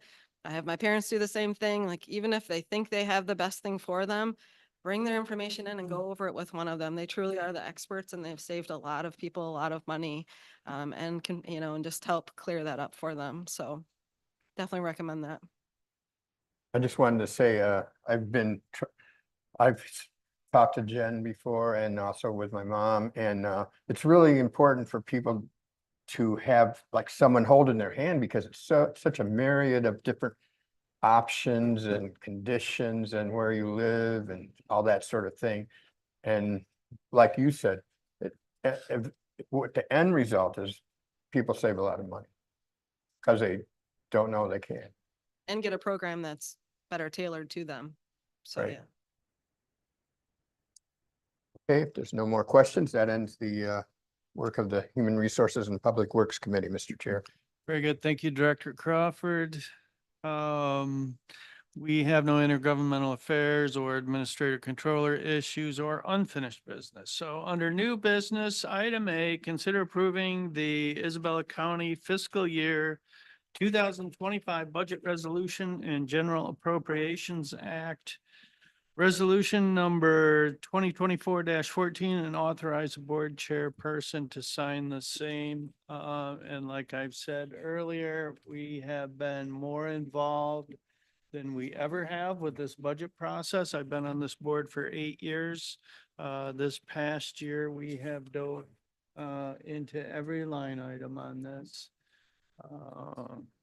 budget and worked very hard with the help of our administrator and our deputy administrator, now our financial. For finance, yeah. So, with that, I don't know, do you gentlemen want to add anything to that? No, it has been an effort of many hours and contributions from department heads, elected officials, you know, working cooperatively with the committee to come up with a budget that be the first one in the 10 years I've been on the board that will be balanced without having to dip into any kind of savings whatsoever. So, and I know that we're going to adopt the budget. I don't think this problem is going to go away anytime soon. We'll be continuing with that process in the years ahead because we're just going to continue with the financial challenges that face us. But I think the system has worked and we've had a lot of good people working together to bring it about. Can just add on to that, the system that we've adopted, method of operation, standard operating procedure moving forward, allows us to meet with every department head, give them an idea of kind of where we stand financially as a county and if there are cuts that need to be made or there are potentially, unfortunately, positions that may need to be removed. We have those conversations early in the process. We started it early. We've worked through conversations and negotiations with each of them. I think as long as this board continues to adopt that MO moving forward, I think there is a real opportunity to get out of this financial crunch that we're facing over the next 4 or 5 years. I think that it's going to be imperative that we follow that standard operating procedure and have that commitment to balancing the budget every year and not dip into fund balance or other delinquent tax funds or whatever other creative funding that we have to arbitrarily balance a budget. So with that being said, I think there's a lot of kudos that go around. There's a lot of work that went into this. And our new director of finance, I think, is very well deserving of the position that you've promoted her to. She was instrumental in this process to give us the information we need to move forward with every department head and ultimately get us to where we are with a balanced budget. I do see a light at the end of the tunnel. If we stay the course, at the end of this in 4 years, possibly 5, unless it could be 4 if we stick to our guns and keep our belt tight, we can get out of this and we can be a solvent county again. So I'm hoping that that will happen and we can get ourselves back to a financially viable entity. Again, thank you. I wouldn't use the word that would be a solvent because I don't think we are on solvent. Oh, We've financially tried to viable. maintain the same services that we've provided for decades with shrinking resources available to support that. And that's why we've spent down our fund balance. But this is an effort to stay solvent and balance the budget. And I think we're going to do that. I know we're going to do that. Thank you. Totally agree with everything you gentlemen have said. Anything else on this item?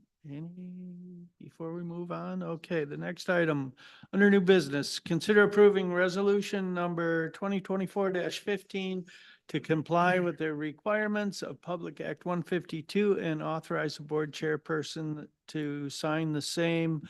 Public Act 152, also known as the 80-20 law, kind of mandates that an employer cannot pay more than 80% of the cost of healthcare benefits for an employee. And there's a couple different ways that can be figured in the aggregate. And it can be figured on an individual basis, I think. Also, I think it's just government entities. Public entities can opt out of that. And we have done that almost every year. And my hope is that we opt out of that again this year. Anything else? Any comments on that? Then we'll move on to item C, consider approving the annual emergency management performance grant work agreement and authorize the board chairperson to sign the same. And we have Chad, is it Gillis? Giddis. Chad Giddis. Thank you. So this is the work agreement between the Michigan State Police Homeland Security Division and the county that spells out quarterly what the standards are for the emergency Can you management. move that mic a little Sorry. closer? I don't think it's picking you up. That puts the standards for the emergency management program to the state, and then in turn, the state pays a percentage of the emergency management coordinator's payroll. So then an announcement that Mark has brought forward to this board the entire time that he's been the emergency. So it is a quite lengthy work agreement, but it's broken down quarterly, so it's self-explanatory. Seen it lots. This just didn't make it in time for committee, but thank you, Mr. Giddis and Ms. Franquist, for your recent conversation that kind of the dawning that it needed to come to this meeting to not be delinquent. So thank you very much for being excellent already. Congratulations on your promotion also. Thank you. Thank you very much. Boom. Anything else? Questions? Comments? All right, thank you, Mr. Giddis. With that, we'll move to item D. Consider the following Saginaw Chippewa Indian Tribe of Michigan Fall 2024 semi-annual 2% request. The first one is Commission on Aging requesting $528,112 for programs and services. Hello again. So at Commission on Aging, we have been so incredibly fortunate to receive such generosity from the Saginaw Chippewa Indian Tribe. Since November 1995, we have received $10,177,473 to be exact, in 2% funding. I was gonna say that must be getting close to 10 million Yes. now. Yes, yeah, we went over it this last year. So an agreement that was set up many years ago with Commission on Aging from the tribe, they had requested that we submit the same 2% application in both the spring and the fall rounds of 2%, the 2% process. And so this application before you today is the same one that I brought before you in May. So in the spring or March when we brought it forward. And so basically how it works, it's a complete collaboration throughout Commission on Aging. All 5 of our managers work on this alongside myself. So it represents every one of our programs, and the funding that we do receive, that we're fortunate to receive from the tribe, just goes to our direct services. So it does not go to our administrative budget at all at COA. It just goes to our direct services. So we would take, if we're fortunate enough to receive funding in the spring, which this spring we were, we actually received $154,684 this spring. And then if we happen to be fortunate enough to receive something in this fall disbursement, then we combine that amount and then we use that to go within this fiscal year. So anything we receive this spring and this fall goes into our fiscal year 24 budget. So it's expended at the end of this year. So it would be all spent to provide direct support to all of our programs and services.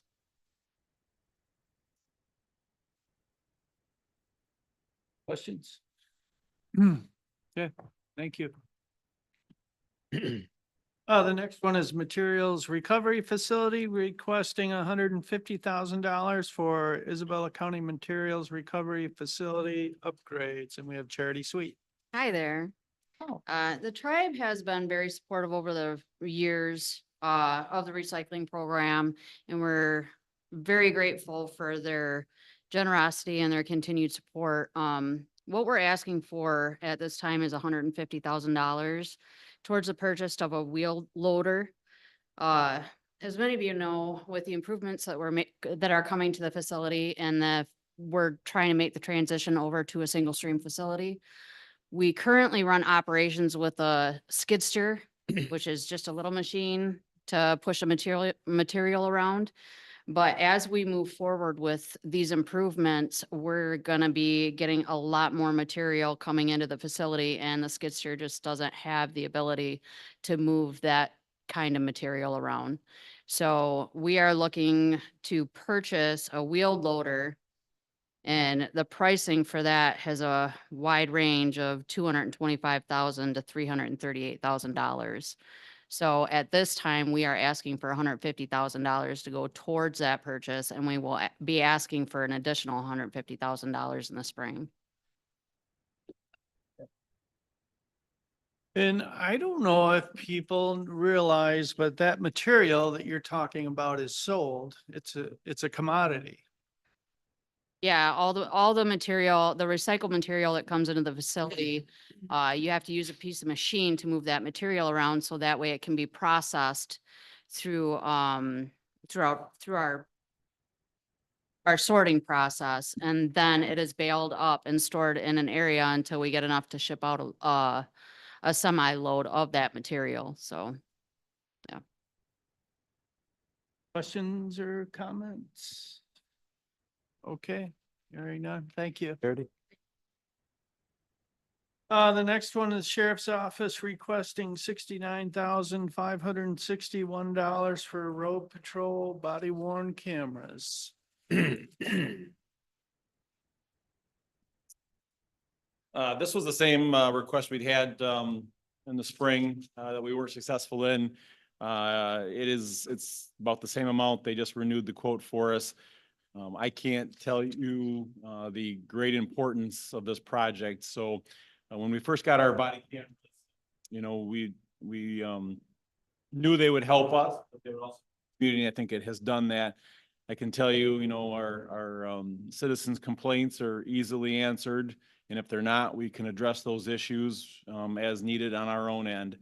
But the evidentiary value is huge, but some of the issues and incidents that we've been involved in the last few years since we've had them have been absolutely critical and crucial to reviewing and understanding what occurred, and it has absolutely helped us in any civil rights questioning or legal proceedings that we've had.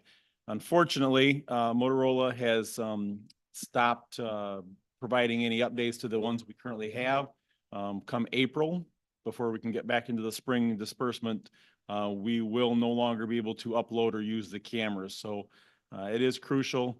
We really need to not only provide the cameras, but it's the thousands of documented videos that we have to provide storage for and so forth as well. So the new model What's called watch guard. That's what we have in our cars. That's what our correction staff all carry. It is what the Saginaw Chippewa Tribal Police carry, and a few others. State Police have the same brand and model. So it's a true and tried product. Hoping that this will be successful and we can keep this very important piece of the puzzle working, so. Just a comment, I'm a big proponent of body worn cameras. And I think I've heard you say that people on both sides of that camera are a little more conscious of their interactions. They absolutely are, and I know it's in any agency that goes to them, a lot of their staff are a little hesitant because they always think that big brother watching thing. But I can tell you after a few times of, hey, this happened or whatever, we looked at it and was able to resolve it pretty quickly. I don't think they would go out and work without them now. Wow. That's Okay. quite a statement. Yeah. Thank you. Thank you. Okay, the next one is Parks and Recreation requesting $26,500 for fire pit rings. And we do have Alexis Hansen online, Director Hansen. Hi, can you hear me all right?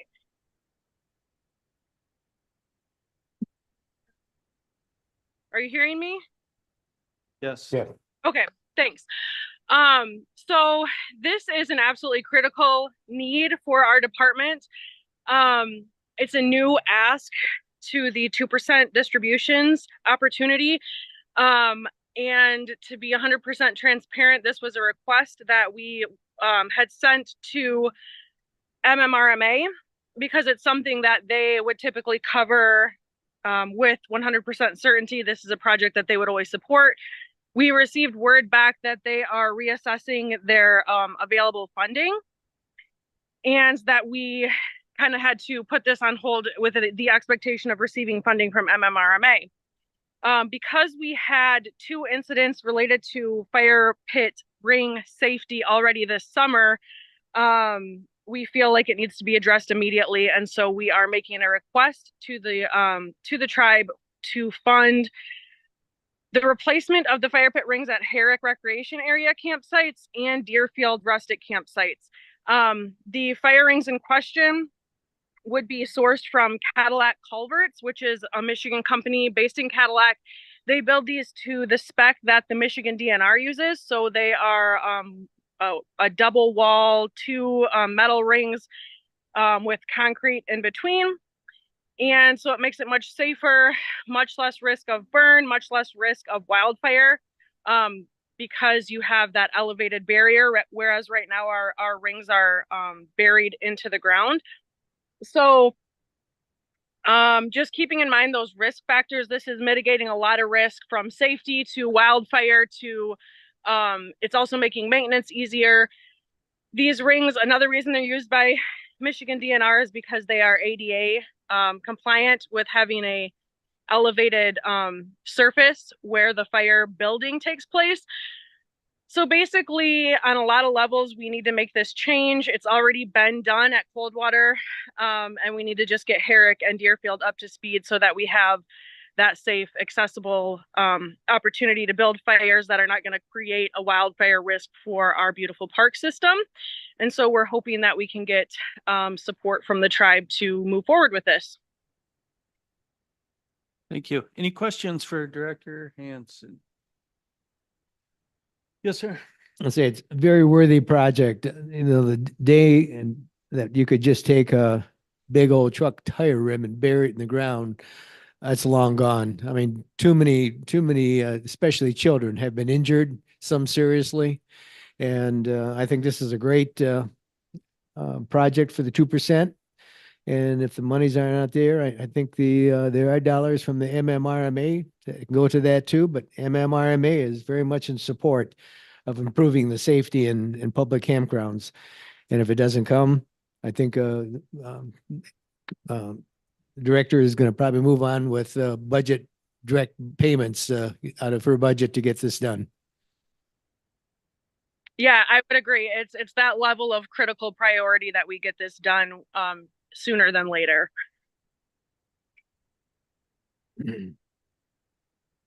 Any other questions? I don't see any other questions, Director, but thank you. Thank you very much. Yep. Okay, the next one would be Isabella Conservation District requesting 91,000 for the Household Hazardous Waste Clean Sweep Program. I know they had one of these just a couple weeks ago that I myself took part in, cleaned out the shed of some old stuff that I had laying around there.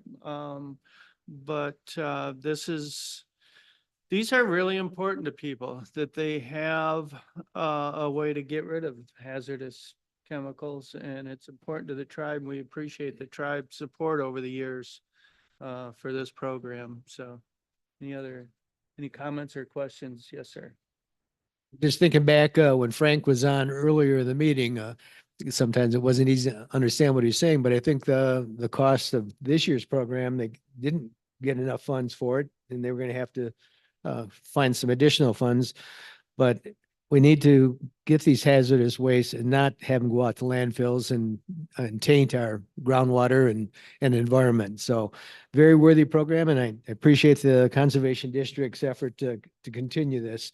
And I believe as we work down the road for a material management plan, as Dick is required by the state, probably going to look at some kind of a more of a ongoing program to collect these. But right now, the best we have is the Conservation District's efforts, and it's a great program. Yes, sir. I've on and dropped off quite a few things like tires and yard chemical waste type things.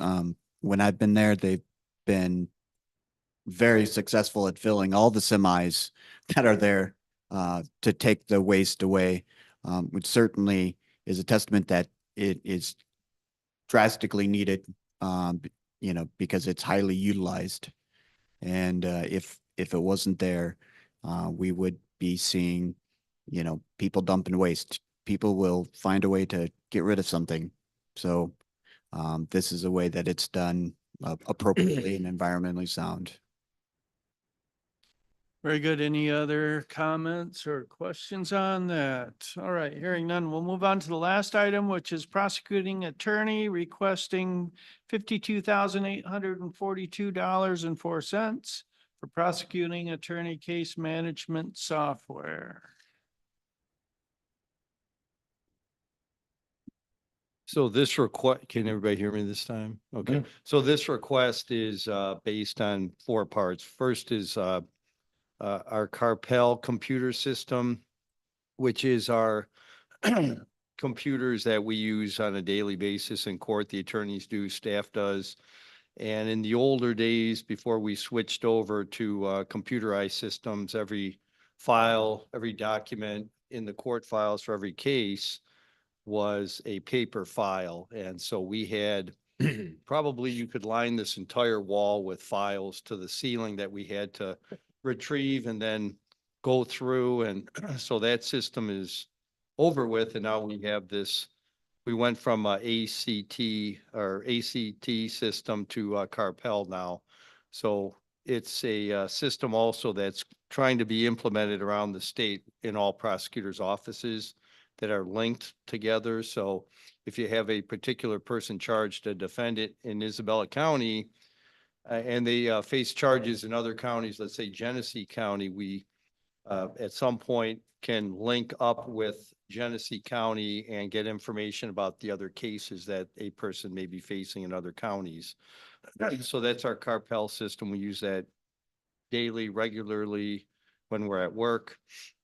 Westlaw is a data legal research program that is used by attorneys, and it's the most widely used program by attorneys, private practitioners, and also prosecutors' offices in the state.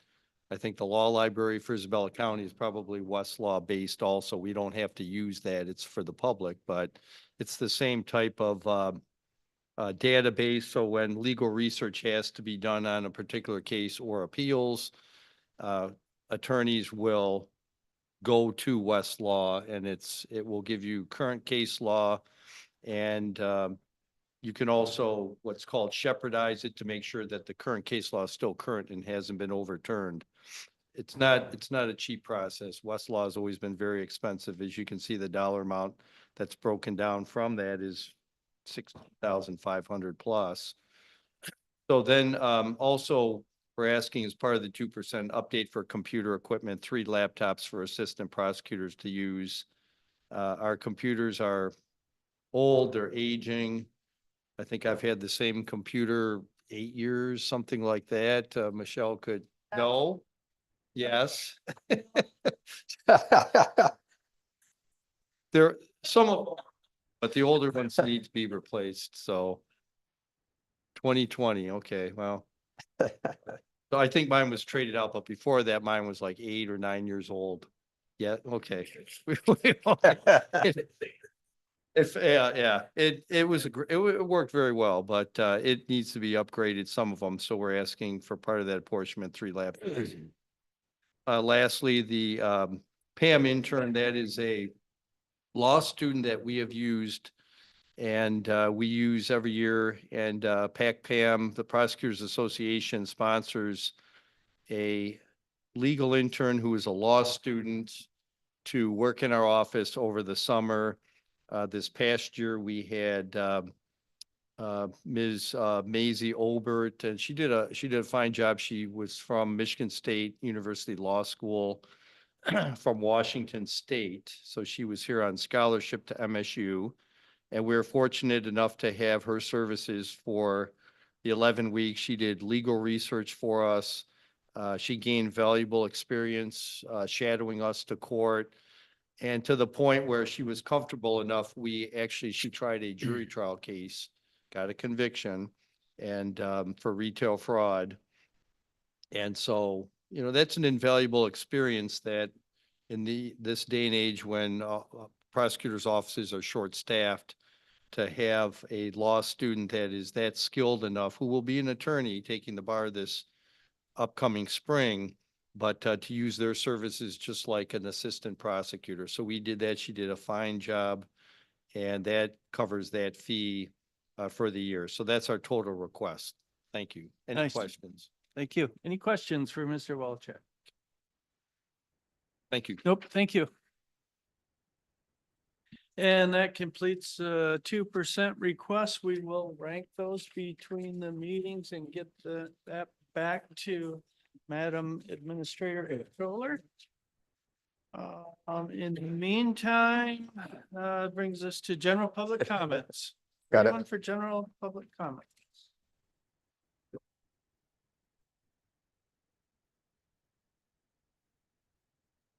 Hand raised, excuse me, I don't see any hands raised online and no one from the live audience coming up. So we'll move on to announcements. Commissioners, any announcements? Yes, sir. I just want to say that I kind of saddened that we're losing an excellent county administrator controller. I mean, she's had some really challenges. It's been a very stressful position. I can't think of any other county I've worked for that had to deal with so many crises. And you've done everything we've asked you to do. And we wish you well in your future. I wish you well in your future, and just thank you for all your efforts. Mr. Chair. Yes, sir. Yeah, I'd like to repeat that I've known administrator for a really long time. I know she's very experienced in so many aspects of the county, and I really miss working with you, and I do wish you well on what you do after this.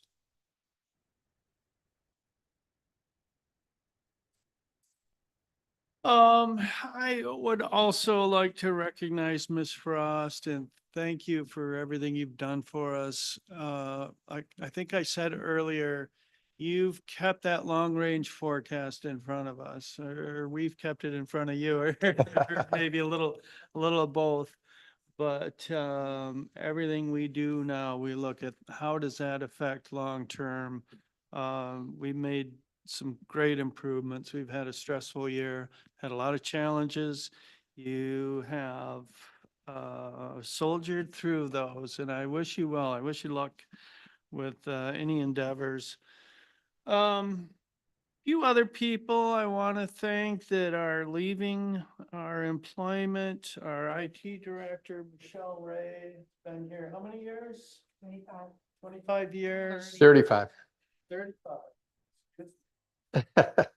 Done an amazing job. You'll be missed. Mark Griffiths isn't here tonight. He will also be missed. Emergency management director did a fantastic job. From the sheriff's department, Detective Scott Clark. Turns out we have two Scott Clarks that work for the sheriff's department, and I had them kind of mixed up, but I know which Scott Clark it is now that's retiring, and I wish him well. And then a few folks that have been promoted. Took me a minute to find the word, but Melissa Franquist, congratulations. And Chad Gittes, thank you. And Chris Vasquez. Thank you. If I missed anyone, my apologies. Tried to include everyone. The other thing I want to mention is an event that will take place this Saturday at the Art Pavilion in Island Park, and it's put on by Isabella County Human Rights Committee, and it's called Let Peace Reign. It's a really nice event. If you're around Saturday, go down to Island Park, 4 to 7 p.m. Let peace reign. So that's all I have. Yes, sir. In addition to congratulating the new finance director, the emergency management director, and the IT director, I do want to recognize the departing directors and Madam Administrator for developing the people who are going to be taking their places. Madam Administrator, you allowed Madam Franquist to be part of everything that we had going on, and that will help in this transition as we move forward as a county. So thank you for that effort. And, Director Ray, likewise. Tremendous amount of work getting Chris up to speed. So he's not in good hands. And ultimately, Director Griffith with Chad. I think he's done an amazing job bringing these people along, developing them, and encouraging them to take their new roles and keep this county where it needs to be. Again, thank you all. Very good. Any other announcements? And hearing none, I will adjourn this meeting at 7:11, and then we'll start the regular session shortly.